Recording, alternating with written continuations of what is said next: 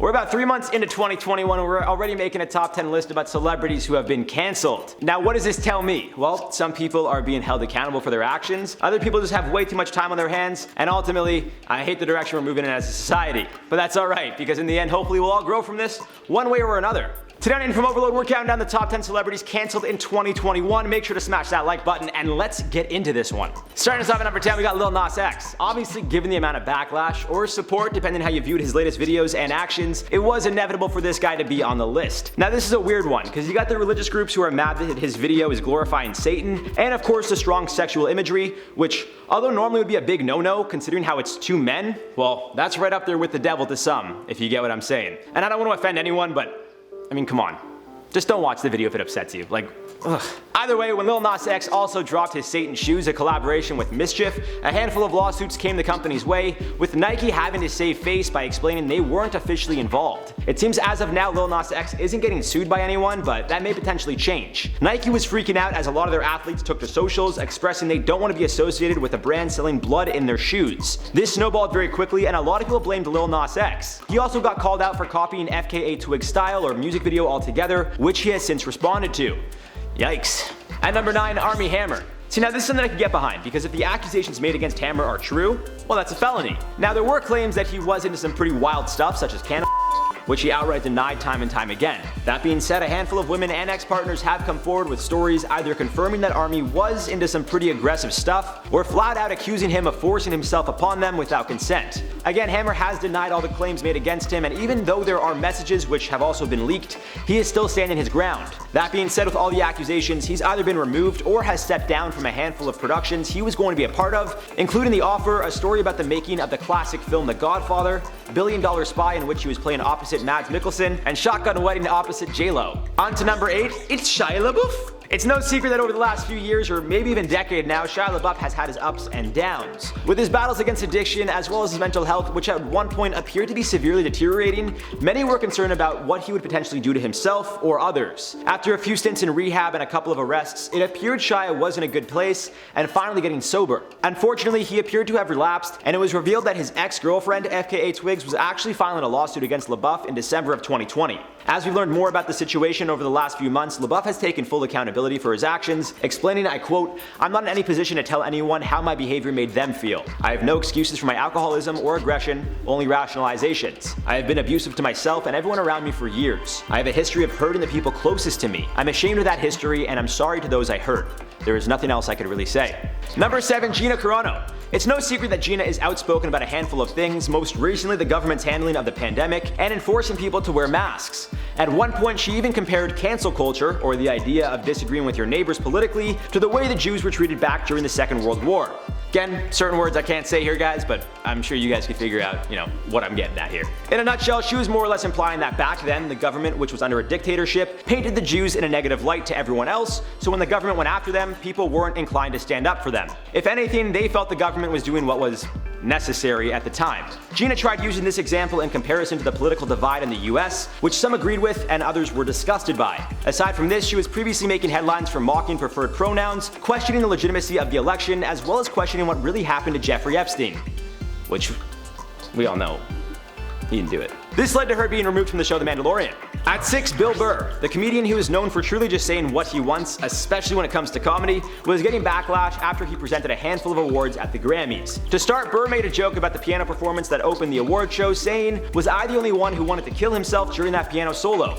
I bought a suit for this, I thought I was going to be on TV. I'm such a moron, I'm losing so much money right now." Some in the classical music industry took to Twitter to express their outrage. When he presented the award for Best Regional Mexican Music, which went to Natalia Lafourcade, Burr joked, I quote, "I can't say this name. Natalie what? If I butchered her name, I'm sorry. Natalie, you won." He then followed up with, I quote, "The feminists are going nuts. Why is the cis white male doing all the Latino stuff?" To no surprise, many took to Twitter claiming that Bill could have easily asked someone how to pronounce her name, while others found humor that people were surprised to see Burr acting this way, noting they've likely never seen any of his previous material before. Halfway at 5, we got Chris Harrison. The longtime now former Bachelor host came under fire and stepped aside from the show indefinitely after commenting on a controversy one of the contestants was involved in. More specifically, contestant Rachel Kirkconnell was being being called out for some old social media posts, with one showing her dressed up in Native American attire as a costume. Another showed her attending an antebellum plantation-themed ball, which was actually cancelled back in 2016 due to its racist ties. It appears she attended the party in 2018. After apologizing for her actions, Chris Harrison would appear to defend her while being interviewed alongside Rachel Lindsay, the first Black Bachelorette. Harrison specifically said people should have, I quote, a little grace, a little understanding, a little compassion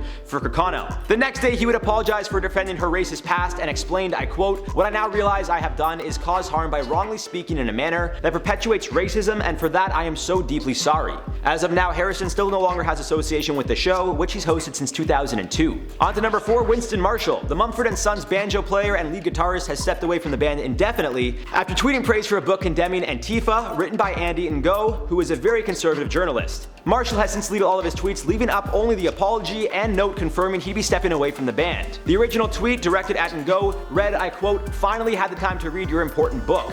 You're a brave man. The book he was referring to is called Unmasked, Inside Antifa's Radical Plan to Destroy Democracy. Following the endorsement, many came for Marshall, I guess feeling he agreed with everything Ngo does and says. Taking to Twitter, Marshall put out a note reading, I quote, over the past few days, I have come to better understand the pain caused by the book I endorsed. I have offended not only a lot of people I don't know, but also those closest to me, including my bandmates, and for that I am truly sorry. As a result of my actions, I am taking time away from the band to examine my blind spots. On to number 3, Sharon Osbourne. Like many on this list, it seems depending which side of the political spectrum you're on, Sharon is either being bullied or appropriately punished. Well, I wouldn't say appropriately punished, she's being paid $10 million to walk away, but the point I'm making is a lot of those cancelled on this list appear to have been cancelled due to political reasons. Or so it seems. Regardless, Osbourne faced backlash after defending her longtime pal Piers Morgan, who made some pretty wild claims, which we'll get into later. More or less, some felt Piers' attack on Meghan was racially motivated, and Osbourne defending him led to a dispute with another host on the show, Cheryl Underwood, who told Sharon, I quote, to not want to address that Meghan is a black woman and to try to dismiss it or to make it seem less than what it is, that's what makes it racist. Sharon argued back, which led to the show taking a hiatus and ultimately her dismissal or potentially leaving the show. Not really sure how they're spinning it, to be honest with you guys. At number 2, Marilyn Manson. In February, Manson's ex, Evan Rachel Wood, came forward with allegations of grooming, manipulation, and abuse over the course of their relationship. Taking to Instagram, she posted, I quote, he started grooming me when I was a teenager and horrifically abused me for years. I was brainwashed and manipulated into submission. I am done living in fear of retaliation, slander, or blackmail. I am here to expose this dangerous man and call out the many industries that have enabled him before he ruins any more lives. I stand with the many victims who will no longer be silent. Following Wood's post, at least 4 other women came forward with claims and accusations of their own, all which Manson denied. Child star Corey Feldman also accused Manson of, I quote, decades-long mental and emotional abuse, and since Manson has been dropped by his manager, record label, and was removed from TV shows he was involved in, such as American Gods and the Creepshow Anthology. In at number 1, Piers Morgan. I briefly touched on what happened when speaking about Sharon Osbourne's situation, and you likely know all about the Piers situation. But for those of you unaware, following Meghan Markle and Prince Harry's interview with Oprah, in which Meghan claimed she was once at a point so low she contemplated taking her own life, Piers straight up said he didn't believe her.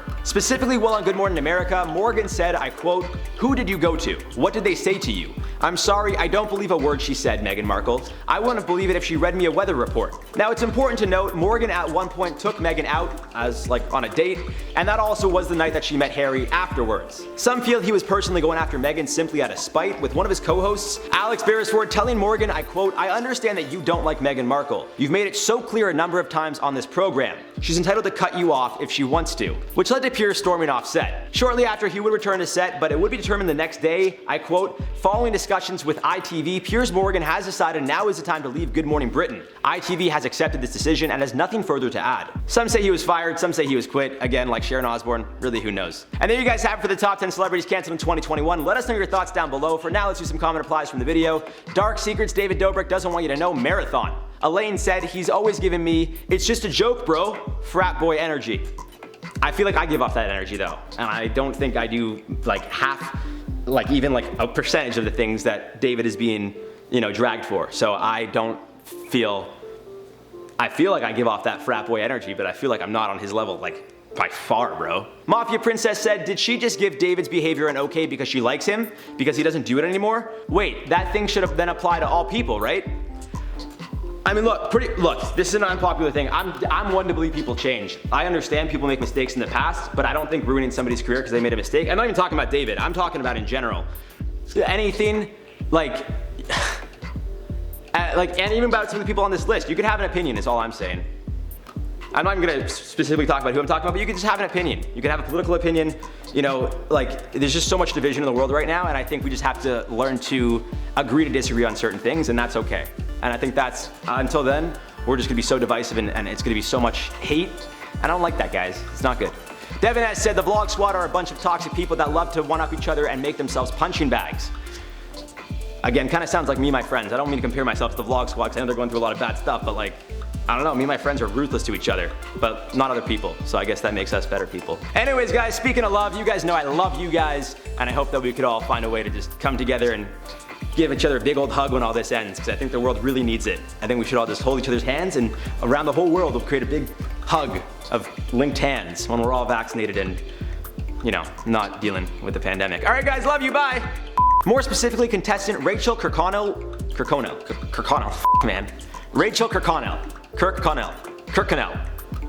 Reynolds, Burt Reynolds, Kirk Douglas. I have offended not only a lot of people I don't know, but also I have offended not only the people I don't know,